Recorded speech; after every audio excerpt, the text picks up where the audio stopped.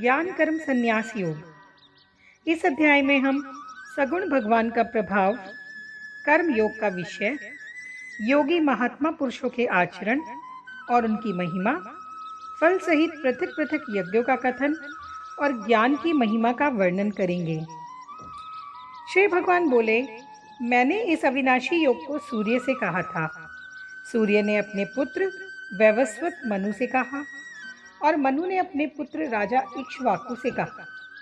हे प्रथम अर्जुन, इस प्रकार परंपरा से प्राप्त इस योग को राजऋषियों ने जाना, किंतु उसके बाद वह योग बहुत काल से इस पृथ्वी लोक में लुप्त प्राय हो गया। तू मेरा भक्त और प्रिय सखा है, इसलिए वही यह पुरातन योग आज मैंने तुझको कहा है, क्योंकि यह बड़ा ही उत्तम रहस्य है, अर्थात गुप्त रखने योग्य विषय है। अर्जुन बोले, आपका जन्म तो अर्वाचीन अर्थात अभी का है और सूर्य का जन्म बहुत पुराना है, अर्थात कल्प के आदि में हो चुका था। तब मैं इस बात को कैसे समझूं कि आप ही ने कल्प के आदि में सूर्य से यह योग कहा था। श्री भगवान बोले, हे प्रथम अर्जुन, मेरे और तेरे बहुत से जन्म हो चुके हैं, उन सबको तू नहीं जानता, किंतु मैं जानता हूँ।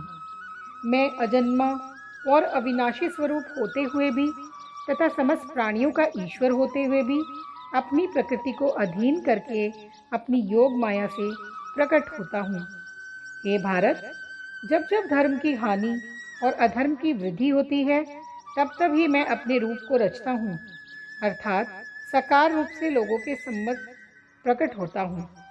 साधु पुरुषों का उद्धार करने के लिए, पाप कर्म करने वालों का विनाश करने के लिए और धर्म की अच्छे तरह से स्थापना करने के लिए मैं युग युग में प्रकट हुआ करता हूँ।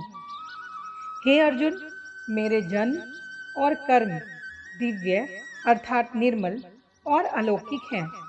इस प्रकार जो मनुष्य तत्व से जान लेता है, वह शरीर को त्याग कर फिर जन्म को प्राप्त नहीं होता, किंतु मुझे ही प्राप्त होता है।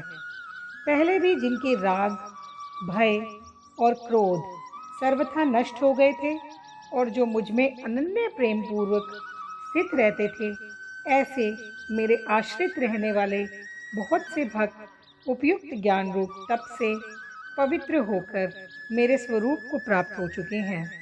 हे अर्जुन, जो भक्त मुझे जिस प्रकार भजते हैं, मैं भी उनको उसी प्रकार भजता हूँ, क्योंकि सभी मनुष्य सब प्रकार से मेरे ही मार्ग का अनुसरण करते हैं।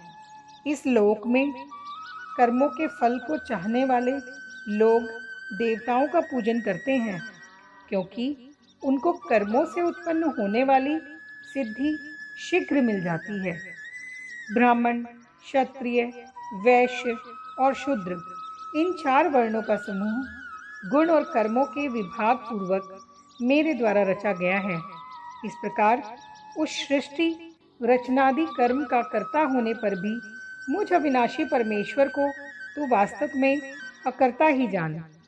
कर्मों में फल में मेरी स्पृहा नहीं है, इसलिए मुझे कर्म लिप्त नहीं करते। इस प्रकार जो मुझे तत्व से जान लेता है, वह भी कर्मों से नहीं बनता। पूर्व काल में मुमुक्षुओं ने भी इस प्रकार जानकर ही कर्म किए हैं, इसलिए तू भी पूर्वजों द्वारा सदा से किए जाने वाले कर्मों को ही कर। कर्म क्या है और अकर्म क्या है, इस प्रकार का निर्णय करने में बुद्धिमान पुरुष भी मोहित हो जाते हैं। इसलिए वह कर्मत्व मैं तुझे भली भांति समझा कर कहूँगा, जिसे तू जानकर शुभ से अर्थात कर्म बंधन से मुक्त हो जाएगा। कर्म का स्वरूप भी जानना चाहिए और अकर्म का स्वरूप भी जानना चाहिए तथा विकर्म का स्वरूप भी जानना चाहिए, क्योंकि कर्म की गति गहन है। जो मनुष्य कर्म में अकर्म देखता है और जो अकर्म में कर्म देखता है, वह मनुष्यों में बुद्धिमान है और वह योगी समस्त कर्मों को करने वाला है। जिसके संपूर्ण शास्त्र सम्मत कर्म बिना कामना और संकल्प के होते हैं तथा जिसके समस्त कर्म ज्ञान रूप अग्नि के द्वारा भस्म हो गए, उस महापुरुष को ज्ञानी जन भी पंडित कहते हैं। जो पुरुष समस्त कर्मों में और उनके फल में आसक्ति का सर्वथा त्याग करके संसार के आश्रय से रहित हो गया है और परमात्मा में नित्य तृप्त है, वह कर्मों में भली भांति बरतता हुआ भी वास्तव में कुछ भी नहीं करता। जिसका अंतकरण और इंद्रियों के सहित शरीर जीता हुआ है और जिसने समस्त भोगों की सामग्री का परित्याग कर दिया है, ऐसा आशा रहित पुरुष केवल शरीर संबंधी कर्म करता हुआ भी पापों को नहीं प्राप्त होता।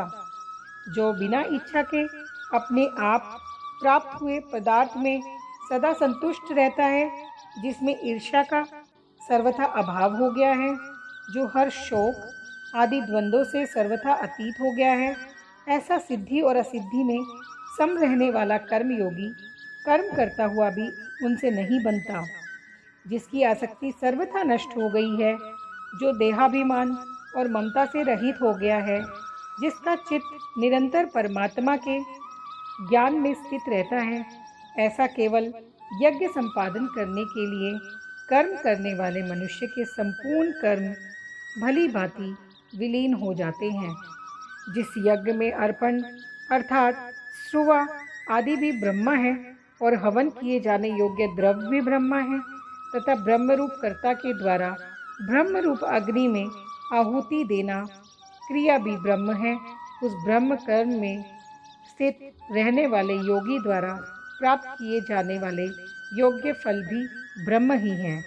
दूसरे योगी जन देवताओं के पूजन रूप यज्ञ का ही भली भांति अनुष्ठान किया करते हैं और अन्य योगी परम ब्रह्म परमात्मा रूप अग्नि में अभेद दर्शन रूप यज्ञ के द्वारा ही आत्म रूप यज्ञ का हवन किया करते हैं। अन्य योगी जन श्रोत्र आदि समस्त इंद्रियों को संयम रूप अग्नियों में हवन किया करते हैं और दूसरे योगी लोग शब्दादि समस्त विषयों को इंद्रिय रूप अग्नियों में हवन किया करते हैं। दूसरे योगी जन इंद्रियों की संपूर्ण क्रियाओं को और प्राणों की समस्त क्रियाओं को ज्ञान से प्रकाशित आत्म संयोग रूप अग्नि में हवन किया करते हैं। कई पुरुष द्रव्य संबंधी यज्ञ करने वाले हैं, कितने ही तपस्या रूप यज्ञ करने वाले हैं तथा दूसरे कितने ही योग रूप यज्ञ करने वाले हैं और कितने ही अहिंसा आदि तीक्ष्ण व्रतों से युक्त यत्नशील पुरुष स्वाध्याय रूप ज्ञान यज्ञ करने वाले हैं। दूसरे कितने ही योगी जन अपान वायु में प्राण वायु को हवन करते हैं, वैसे ही अन्य योगी जन प्राण वायु में अपान वायु को हवन करते हैं तथा अन्य कितने ही नियमित आहार करने वाले प्राणायाम परायण पुरुष प्राण और अपान की गति को रोककर प्राणों को प्राणों में ही हवन किया करते हैं। ये सभी साधक यज्ञों द्वारा पापों का नाश कर देने वाले और यज्ञों को जानने वाले हैं। हे कुरुश्रेष्ठ अर्जुन, यज्ञ से बचे हुए अमृत का अनुभव करने वाले योगी जन सनातन पर ब्रह्म परमात्मा को प्राप्त होते हैं और यज्ञ न करने वाले पुरुष के लिए तो यह मनुष्य लोग भी सुखदायक नहीं है, फिर परलोक कैसे सुखदायक हो सकता है।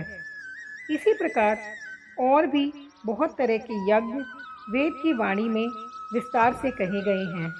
अब सबको तू मन इंद्रिय और शरीर की क्रिया द्वारा संपन्न होने वाले जान। इस प्रकार तत्व से जानकर उनके अनुष्ठान द्वारा तू कर्म बंधन से सर्वथा मुक्त हो जाएगा।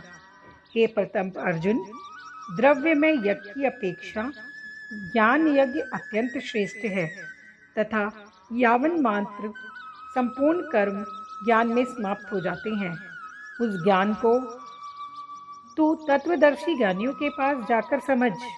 उनको भली भांति दंडवत प्रणाम करने से, उनकी सेवा करने से और कपट छोड़कर सरलता पूर्वक प्रश्न करने से वे परमात्म तत्व को भली भांति जानने वाले ज्ञानी महात्मा तुझे उस तत्व ज्ञान का उपदेश करेंगे, जिनको जानकर फिर तू इस प्रकार के मोह को नहीं प्राप्त होगा। तथा हे अर्जुन, जिस ज्ञान के द्वारा तू संपूर्ण भूतों को निशेष भाव से पहले अपने में और पीछे मुझ सच्चिदानंद घन परमात्मा में देखेगा, यदि तू अन्य सब पापियों से भी अधिक पाप करने वाला है तो भी तू ज्ञान रूप नौका द्वारा निसंदेह संपूर्ण पाप समुद्र से भली भांति तर जाएगा।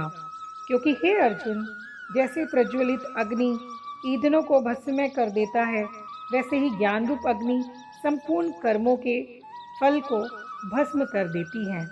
इस संसार में ज्ञान के समान पवित्र करने वाला निसंदेह कुछ भी नहीं है। उस ज्ञान को कितने ही काल से कर्म योग के द्वारा शुद्धांतकरण हुआ मनुष्य अपने आप में ही आत्मा में पा लेता है।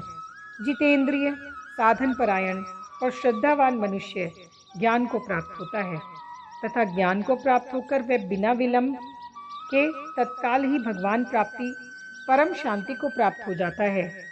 विवेकहीन तथा श्रद्धा रहित संशय युक्त मनुष्य परमार्थ से अवश्य भ्रष्ट हो जाता है। ऐसे संशय युक्त मनुष्य के लिए न यह लोक है और न ही परलोक और न सुख ही है। हे धनंजय, जिसने कर्म योग की विधि से समस्त कर्मों का परमात्मा में अर्पण कर दिया है और जिसने विवेक द्वारा समस्त संशयों का नाश कर दिया है, ऐसे वश में किए हुए अंतकरण वाले पुरुष को कर्म नहीं बांधते। इसलिए हे भरतवंशी अर्जुन, तू हृदय में स्थित इस अज्ञान जनित अपने संशय का विवेक ज्ञान रूप तलवार द्वारा छेदन करके समत्व रूप कर्म योग में स्थित हो जा और युद्ध के लिए खड़ा हो जा। जय श्री